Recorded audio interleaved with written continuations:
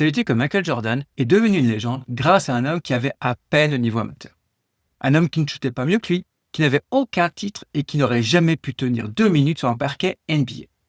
Alors si tu penses qu'on va juste parler de basket aujourd'hui, détrompe-toi. Ce qui suit concerne ta stratégie, ta résilience et la solidité de tes fondations. On va parler d'un secret de domination qui va forcément te dire quelque chose. Bonjour et bienvenue dans ce nouvel épisode d'Esprit Léger, le podcast des 4 dirigeants et entrepreneurs qui veulent performer sans s'épuiser. On va se remettre dans le contexte. On est à Chicago en 1989, Michael Jordan est dans une impasse. Il brille, il survole la ligue, mais il perd. Les Detroit Pistons ont instauré les Jordan Rules. Ce n'est pas du sport, c'est la démolition chirurgicale. La consigne est très simple. Dès que Jordan s'approche du panier, il doit absolument finir au sol. Et pendant 3 ans, Jordan sort du terrain en boitant totalement épuisé.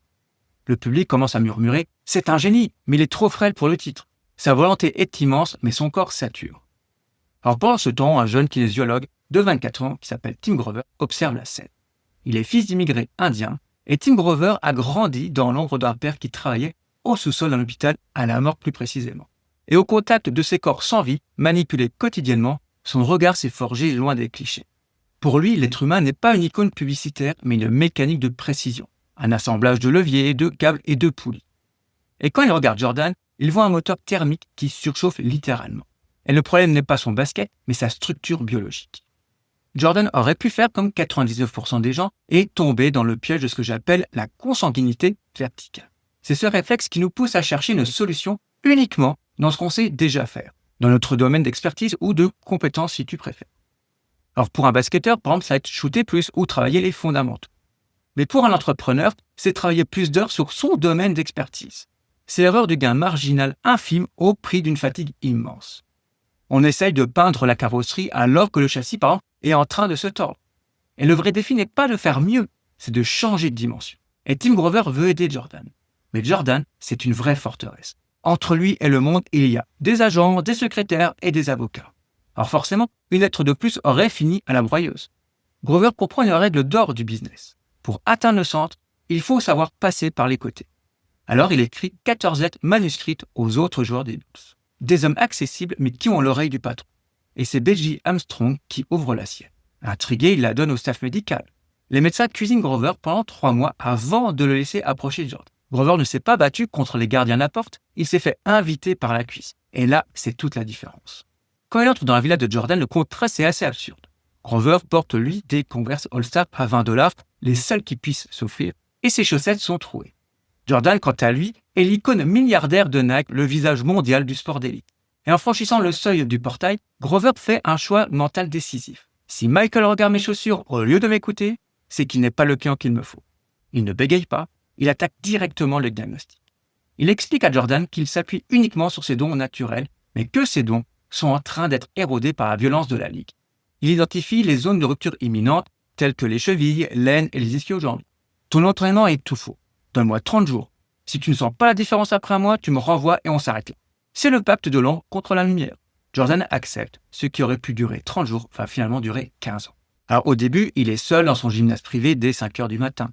Grover lui impose un entraînement qui défie toute la logique de l'époque. Il lui fait soulever des charges lourdes en pleine saison pour transformer son corps en armure et stopper l'atrophie musculaire due au match. Il ne s'agit pas de musculation classique, mais de biomécanique pure. On travaille la sangle abdominale profonde pour stabiliser les sauts. On utilise des planches d'équilibre pour blinder les chevilles et on renforce même les doigts et les poignets pour une précision absolue. Mais Jordan comprend vite qu'il ne peut pas gagner seul. Alors pour briser Détroit, toute la garnison doit être blindée. Il invite d'abord Scottie Pippen, puis plus tard Ron Harper. Et finalement, le Breakfast Club est né.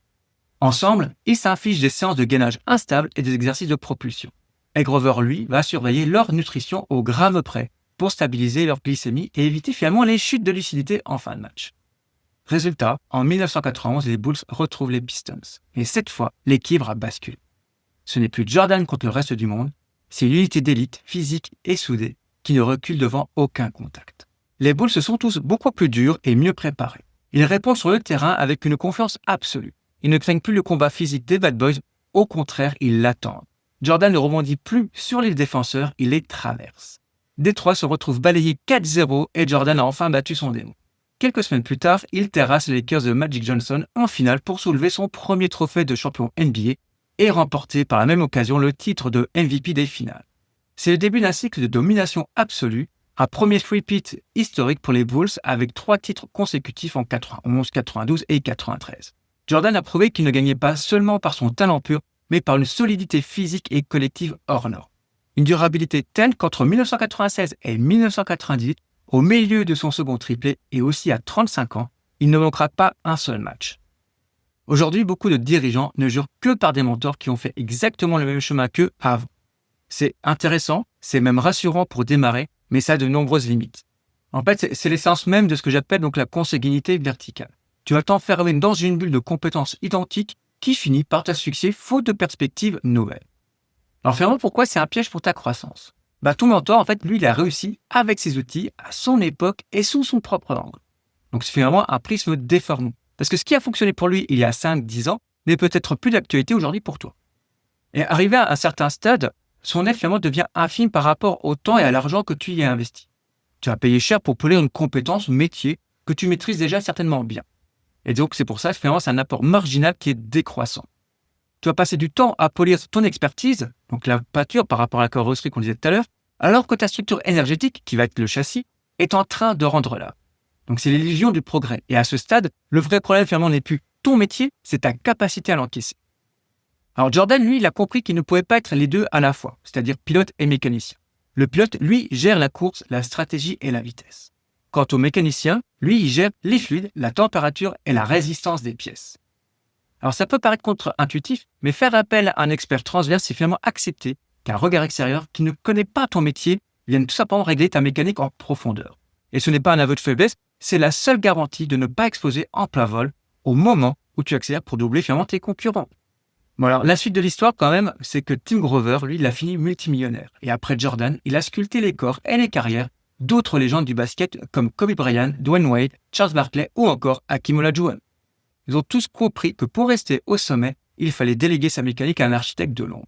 Donc tu l'auras compris, l'expertise finalement n'a pas besoin de paillettes, tu n'as pas besoin d'avoir l'expert du moment, celui qui est très en vue, mais tout simplement d'avoir quelqu'un qui apporte simplement la pièce manquante à ton puzzle. Alors qui est ton Tim Grover ? Qui surveille ta jauge d'énergie pendant que tu vises le panier ? Mais aussi, peut-être que tout simplement, tu es le Tim Grover de quelqu'un. Alors je te remercie d'avoir écouté cet épisode en entier. Pense à le partager à un de tes amis qui s'épuise à polir sa compétence principale plutôt que de renforcer sa structure.